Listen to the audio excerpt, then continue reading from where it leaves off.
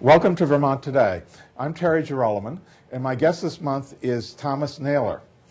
Tom has written this book, calling on Vermont to secede from the United States and become an independent republic. Behind us, you can see the Bennington Battle Monument and the statue of Colonel Seth Warner, who led the Green Mountain Boys in the battle.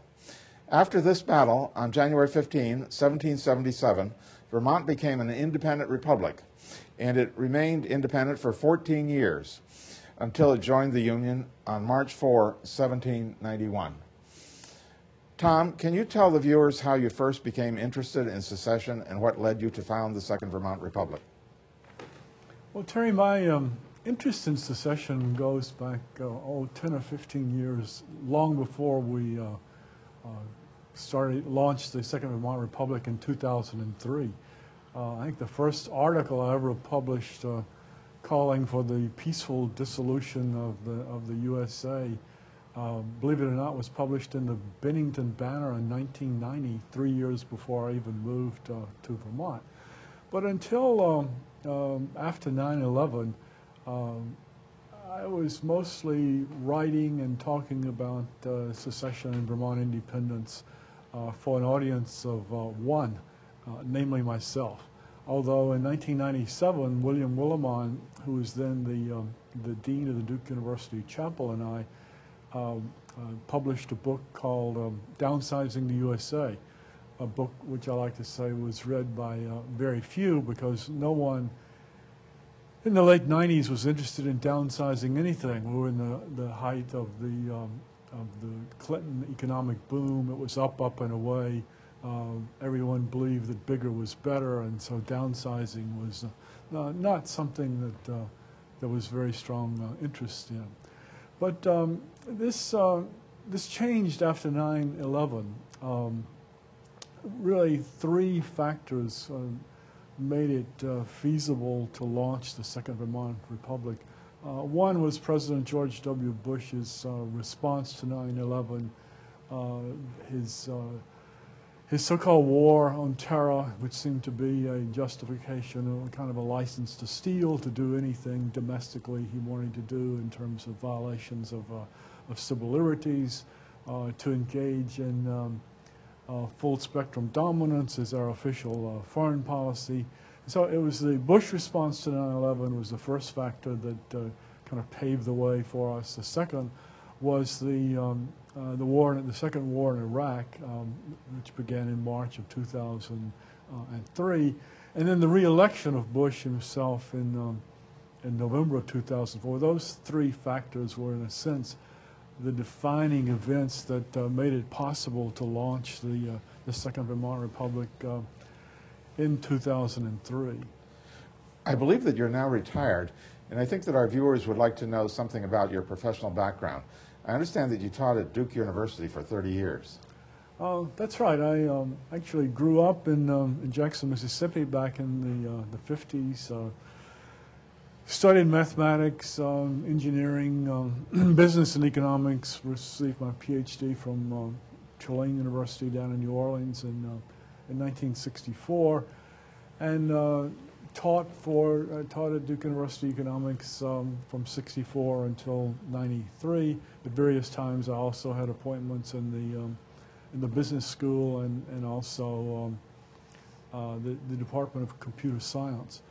My interest in politics goes back to the late 60s and the early 70s, when I launched an organization in the South called the Lucius Quintus Cincinnatus Lamar Society, which objective of the Lamar Society was, ironically, that it was time for the South to get off the race kick, to come back. The irony is that it was for the South to come back into the Union, not leave the Union, and begin solving its own problems, stop reacting to solutions to problems imposed on it by the North.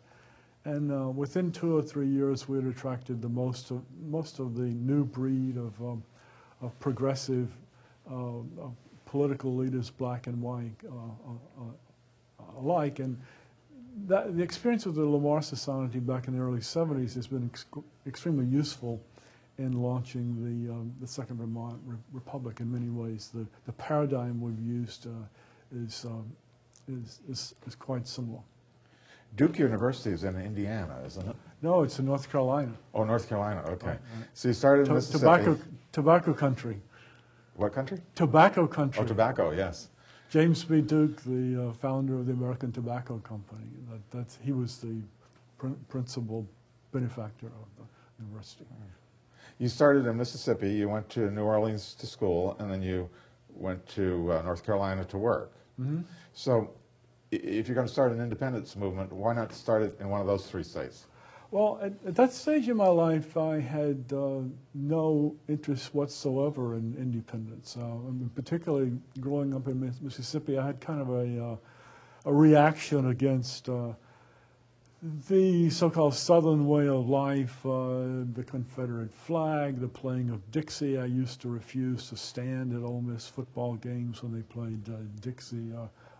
Brought out the flag because it was pretty clear that was a symbol of Southern racism. And so I was pretty far removed from anything that had to do